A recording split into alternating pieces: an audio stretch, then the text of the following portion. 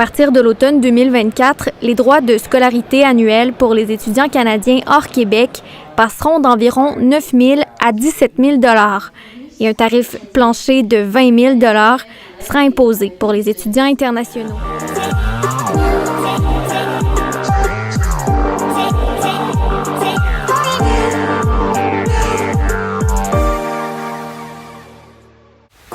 J'espère que vous allez bien, je me présente, je m'appelle Aménan et bienvenue sur l'éveil ivoirien. Aujourd'hui nous allons parler presque comme d'habitude d'immigration, mais notamment de visa étudiant, car malheureusement la province du Québec a décidé d'augmenter les frais de scolarité pour tous les étudiants étrangers. Le pire dans cette histoire, c'est que le Québec a même décidé d'augmenter les frais de scolarité pour tous les Québécois souhaitant aller dans des universités anglophones au Québec. Donc c'est vraiment pour vous dire à quel point ce gouvernement a décidé de réduire l'arrivée de nouveaux étudiants. Vous allez commencer à vous poser des questions et vous demander, ok, qu'est-ce qui se passe actuellement au Canada avec les étudiants? Pourquoi est-ce que les Canadiens commencent à vouloir mettre des quotas? Certaines provinces commencent à vouloir augmenter les frais de scolarité. Je vous explique. Faut savoir qu'actuellement, partout au Canada, il y a une crise monstrueuse du logement. Les Canadiens ont besoin en leur sein des travailleurs car il y a pénurie de main-d'œuvre, mais pas des étudiants. Malheureusement, le moyen le plus simple pour la majorité des nationalités, c'est de venir au Canada en visa étudiant. Donc, il y a énormément de nouveaux arrivants qui en réalité sont des étudiants. Le fait qu'ils arrivent en masse, ça pèse, donc ça aide aussi l'économie, on va pas se mentir, mais ça pèse quand même sur le marché du logement. Donc l'ancien ministre de l'immigration et actuellement ministre du logement a décidé de mettre un quota au nombre d'étudiants arrivant au Canada chaque année. Pas de panique car pour l'instant le quota n'a pas du tout été voté, donc pour l'instant IRCC n'a pas un nombre spécifique d'étudiants à sélectionner chaque année. Par contre, le souci, c'est que maintenant, certaines provinces veulent prendre les devants et augmenter drastiquement les frais de scolarité.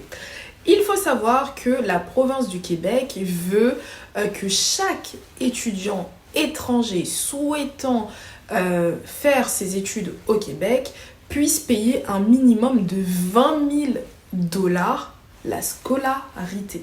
20 000 $, c'est énormément d'argent, sachant que bien évidemment, tous les étudiants étrangers ne sont pas riches. La ministre de l'Enseignement supérieur veut donner un grand coup. Aujourd'hui, le gouvernement du Québec envoie un signal clair. Non seulement on met fin à une politique qui subventionnait à perte des étudiants qui ne restent pas ici, mais on vient freiner le déclin du français à Montréal. À partir de l'automne 2024, les droits de scolarité annuels pour les étudiants canadiens hors Québec passeront d'environ 9 000 à 17 000 et un tarif plancher de 20 000 sera imposé pour les étudiants internationaux. Je suis convaincu que les gestes posés par ma collègue vont nous aider à terme à rééquilibrer non seulement le réseau universitaire, mais aussi rééquilibrer, je vous dirais, l'équilibre linguistique montréalais qui a été brisé ces dernières années. Pour tous ceux qui ne le savent pas, la scolarité au Québec ou au Canada en général, ça coûte déjà beaucoup d'argent. L'avantage de la province du Québec, c'est qu'il y a un système de cursus professionnel, les cégeps, etc., ce qui permet justement de réduire en frais de scolarité.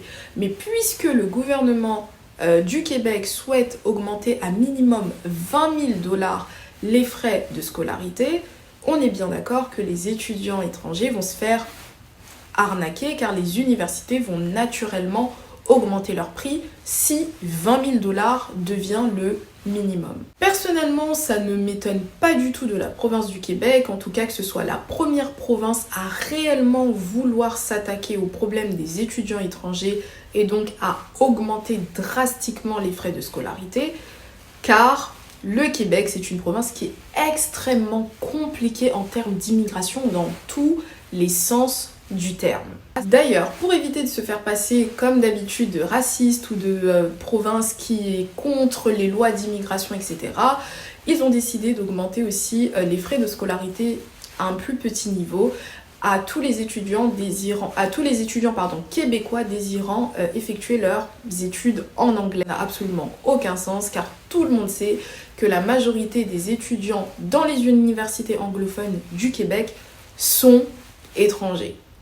Je vais pas vous mentir, cette décision me peine énormément car comme d'habitude, l'Afrique francophone perd. Faut savoir que la majorité d'étudiants d'Afrique francophone, que ce soit d'Afrique du Nord ou d'Afrique subsaharienne, viennent au Québec car étudier au Québec c'est moins cher dans la plupart du temps lorsqu'on parle notamment de cégep, de formation professionnelle et puis même dans les universités il y a quand même beaucoup de régions du Québec qui proposent des universités quand même abordables et puis de deux, la francophonie. Au Québec tu as la possibilité d'avoir la majorité du système d'enseignement en français. Donc, lorsque tu n'as pas forcément la possibilité d'apprendre l'anglais ou tu n'as pas le temps, etc., venir au Québec, c'est une facilité. Donc, encore une fois, les Africains francophones notamment vont perdre leur privilège que de pouvoir s'établir au Québec. Qu'est-ce qui change pour les personnes souhaitant faire leurs études au Québec? Pour l'instant, rien du tout, car les prix devraient augmenter à partir de l'automne 2024. Bien évidemment, les universités recrutent leurs étudiants avant la rentrée, donc regardez un peu l'actualité, essayez de vous intéresser à l'actualité, essayez aussi de régulièrement regarder les prix sur les sites des universités, les prix des cégeps, etc. pour voir si la formation que vous souhaitez faire, malheureusement, a augmenté. Pour conclure, le conseil que je peux vous donner, c'est de vous ouvrir aux autres provinces. Vraiment, n'oubliez pas que la province du Québec nous prouve une fois de plus qu'elle n'est pas du tout ouverte à l'immigration. Plus le temps va passer et plus ça va être compliqué, donc pensez notamment à la province du Nouveau-Brunswick qui propose énormément de cursus en français. Il y a énormément d'établissements francophones ici car c'est la seule province bilingue.